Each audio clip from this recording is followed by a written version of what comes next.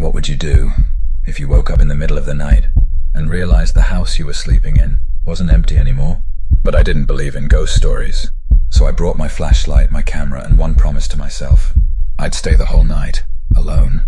The front door was swollen shut, like it hadn't been touched in years. When I pushed it open, the smell hit me first. Damp wood, rust, something rotten. And the walls, covered in old, peeling wallpaper, looked as if they were bleeding underneath. Still, I went in. I thought it was just another abandoned building.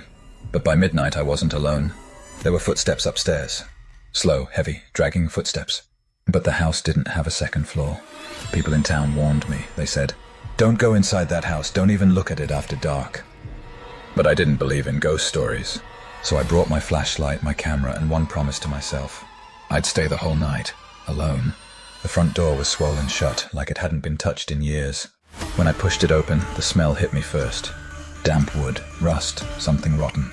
And the walls, covered in old, peeling wallpaper, looked as if they were bleeding underneath. Still, I went in. At first it was quiet. Too quiet. Footsteps. Upstairs. But the house had no upstairs. No second floor, no staircase, nothing. Still, I heard boots dragging across a wooden floor above my head. And then, something whispered my name. At first I thought I was imagining it. But then the whisper came again. Closer. Clearer. It wasn't a voice I recognized.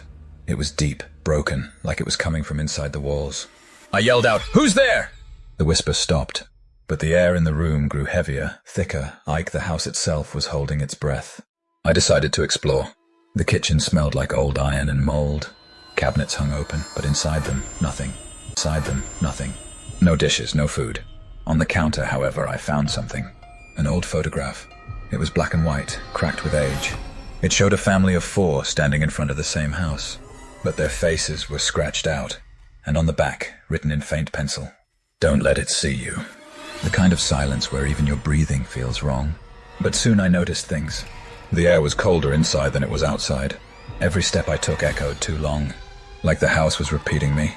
And then, the front door slammed shut on its own. I was locked in. By midnight, I was in the living room, flashlight in hand. That's when I heard it. That photograph wasn't the only thing I found. In a drawer, beneath a pile of old receipts, was a government envelope.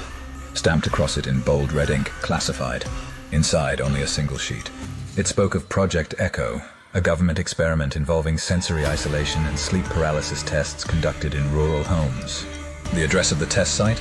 The exact house I was standing in. That's when the lights on my camera flickered, and I realized I wasn't alone. There was something in the hallway. A shape. Tall, too tall. It didn't move. It just stood there, its head tilted, watching me. When I raised my flashlight, the hallway was empty. But the walls, they were breathing. I tried to leave. The door wouldn't budge. Windows were nailed shut from the inside. And then it happened. I fell to the ground, body stiff, unable to move. It felt like something was sitting on my chest, pressing the air out of me. Sleep paralysis. But I wasn't asleep. In the corner of my eye, I saw it. That same tall shadow, crouching closer.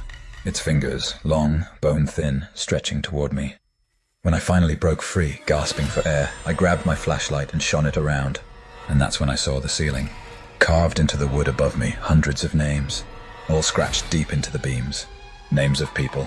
Dozens, maybe hundreds. Some of them were crossed out. Others, fresh.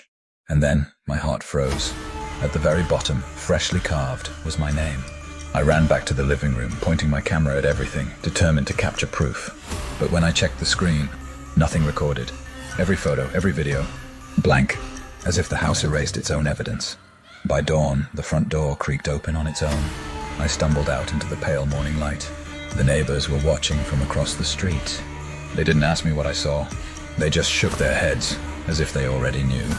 Later that day, I went to the police with the photograph, the classified file, and my story. But when I opened my bag, everything was gone. The photo, the file, even the recording equipment. All of it. The officer just smiled and said, "You shouldn't talk about that house, not if you want to stay safe." For weeks I tried to forget. But every night I woke at 3 a.m. Always the same sound. Footsteps. Heavy, dragging. Above my ceiling. But my apartment doesn't have a second floor either. Yesterday I woke to find something carved into my bedroom wall. 3 words. The same handwriting as the photograph I found that night. "Don't let it see you." Only this time, The message was scratched over my bed. I don't know what Project Echo was. I don't know how many people that house has taken.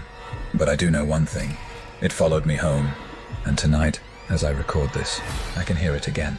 Moving slowly, room by room, closer.